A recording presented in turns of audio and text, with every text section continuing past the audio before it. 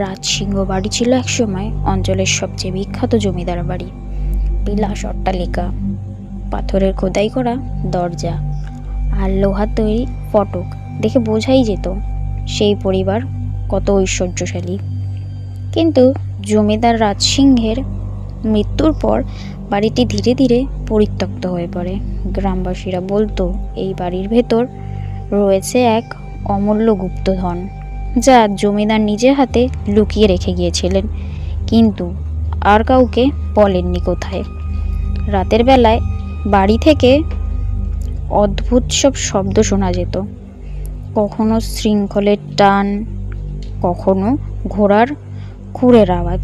একদিন কয়েকজন অভিযাত্রী ঠিক করলেন গুপ্তধন খুঁজবেন। তারা লুণ্ঠন হাতে অন্ধকার ঘরগুলোতে প্রবেশ করলো।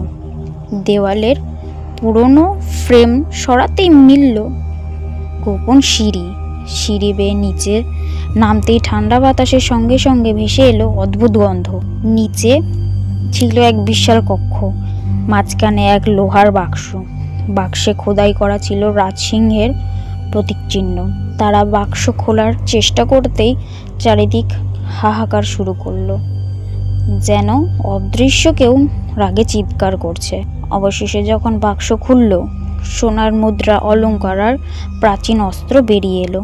কিন্তু তাদের মধ্যে একজন দেখলো বাক্সের ভেতর রক্তমাখা রাজদণ্ড রাখা। হঠাৎ লুণ্ঠনের আলো নিভে গেল, অন্ধকারে ভেসে এলো রাজসিংহের কণ্ঠ, যে নিয়েছে আমার ধন সে ফিরতে পারবে না। সকালে গ্রামবাসীরা শুনল অভিযাত্রীরা আর ফেরেনি। তখন থেকেই রাজসিংহ বাড়ির গুপ্তধন আজও অভিশপ্ত রহস্য হয়ে রয়ে গেছে।